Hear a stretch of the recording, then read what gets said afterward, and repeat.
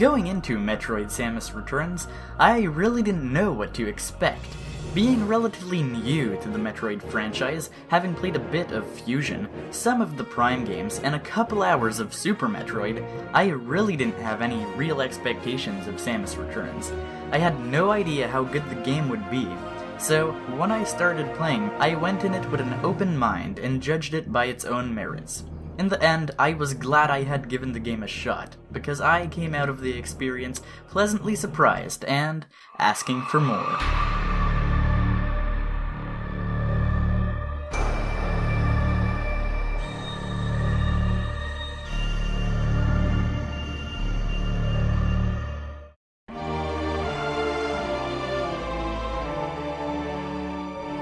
Hello everybody, my name is SkullKid, and today I'll be talking about my thoughts and opinions on Metroid Samus Returns for Nintendo 3DS.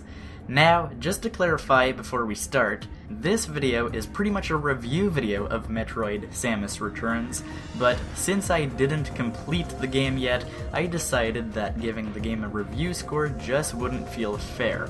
So after having played over 5 hours of the game, here are my honest opinions about it. After being greeted with an introductory cutscene explaining the events of the space pirates and their desire to use the Metroid as weapons in Metroid 1, Samus Aran is charged to go on a mission to planet SR-388 to exterminate all 40 Metroids living in the planet's confine, to free the galaxy from any potential dangers that could ensue. The game starts off with our fellow bounty hunter, Samus Aran, arriving on the mysterious alien planet of SR-388, trying to figure out what to do next. The second I hopped into Samus's power suit, I was instantly immersed in a whole new universe, filled with new alien life forms and strange environments to explore. The amazingly well-crafted 3D effects and some excellent sound design made the world of SR-388 feel more vibrant and alive than ever. Right away, the game felt like classic Metroid with a coat of fresh paint. Everything I could have asked for was on display here. Samus Returns had allowed me to understand what Metroid fans cherished so deeply and the hype surrounding the launch of the game. Okay, enough of the intro. If you're here, it's because you want to know how the game plays, right? Well, you're in luck, my friend, because the game feels amazing. Exploring unknown worlds has never felt better. The controls for Samus are spot on. They feel responsive and quick.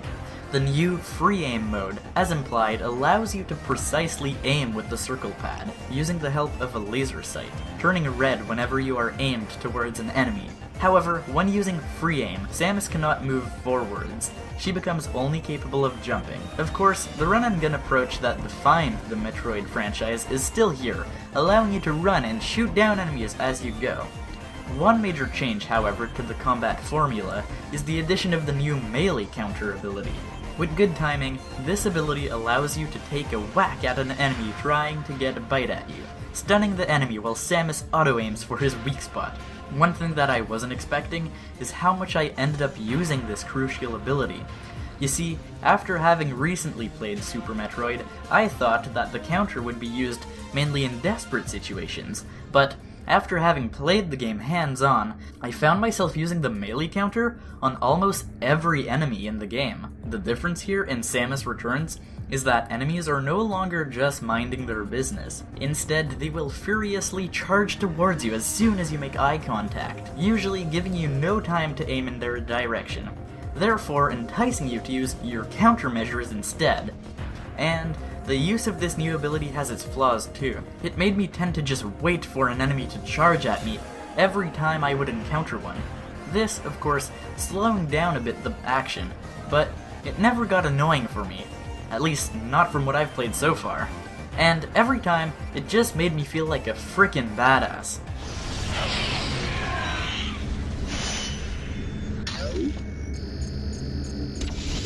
After having played the game for an hour or so, chances are you will have already obtained a number of new abilities and upgrades. Metroid Samus Returns gives you a pretty considerable toolset right off the bat to allow players to explore the world in many different ways.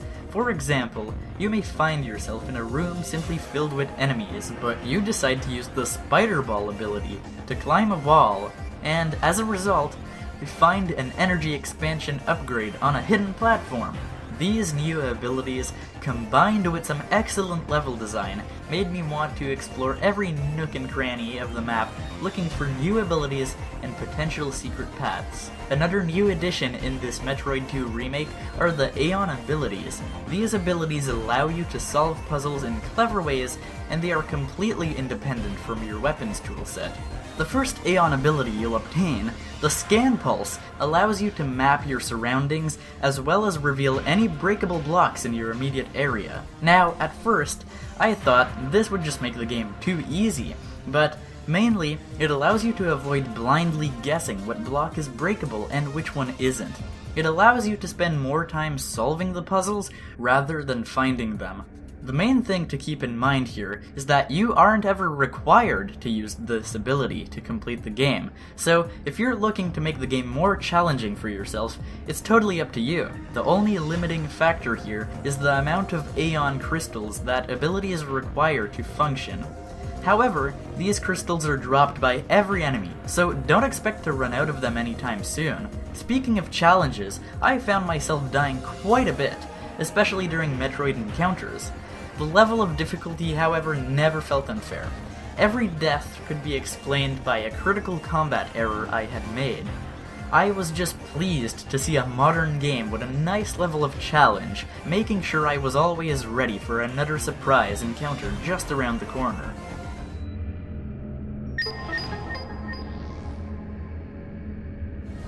Metroid Samus Returns gameplay never ceased to impress, and the same could be said about the game's visuals. The detailed 3D models of Samus, as well as the many species living on SR388, are brightly colored and the animations are top-notch. Modeling a 2D world from a monochromatic game from the early 90s might seem like a hard task, but Mercury Steam has done an excellent job with this one. The animated backgrounds make each platform and ledge feel like it's connected to the world in the background, making the level structure feel more plausible.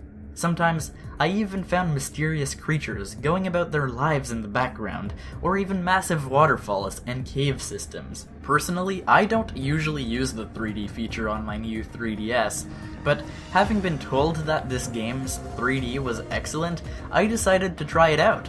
And turns out, they were right. Metroid Samus Returns is the first 3DS game in which the 3D effect really felt like it truly added to the experience.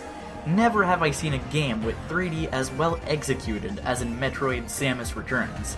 It really adds a whole new layer of depth to the game world, making everything look much more vast. Seeing enemies, cutscenes, and having particles fly towards you in beautiful eye-popping 3D was really impressive. The only complaint I have is that the 3D felt too deep, making it hard to focus on the foreground, but after having put the 3D slider a couple notches down, everything just felt and looked perfect. To add even more to the immersion, the excellent atmospheric soundtracks made me never want to put down my 3DS. Headphones are a must for Samus Returns, as the excellent surround sound adds so much to the experience. Every little sound, from the cries of an enemy to the water droplets falling from above, made the game so much more immersive, and the score for the boss battles made combating them feel tense and epic.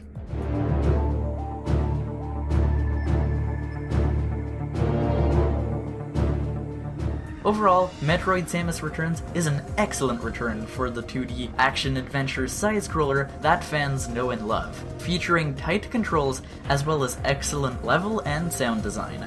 The game innovates by adding a handful of new concepts and abilities, but also makes sure to keep the core Metroid formula intact. It presents a good difficulty of challenge to give you a sense of caution, forcing you to make smart decisions. And the 3D effect adds a whole new layer of depth to the world to make it feel alive and vibrant. In conclusion, I believe that this could easily be one of the best Metroid games to date, and surely part of my top 5 favorite 3DS games of all time. Metroid fans, as well as action-adventure game lovers, This is a must-have for your 3DS library. If you were hesitating to purchase Metroid Samus Returns, it really is worth every penny of it. Now, since I still didn't complete the game, I said I wouldn't give the game a review score, but I can tell you I absolutely loved this game. Every time I put it down, I wanted to pick it back up again. Exploring the confines of SR388 was simply pure joy, and I hope that Nintendo and Mercury Steam are already working on a true 2D Metroid sequel. Now, if you'll excuse me, I'm going to go play some more Metroid. Thank you so much for watching my thoughts and opinions video on Metroid Samus Returns. This was my first attempt at making a quote, formal game review sort of video. If you enjoyed it, let me know down in the comments below, and don't forget to leave the video a like.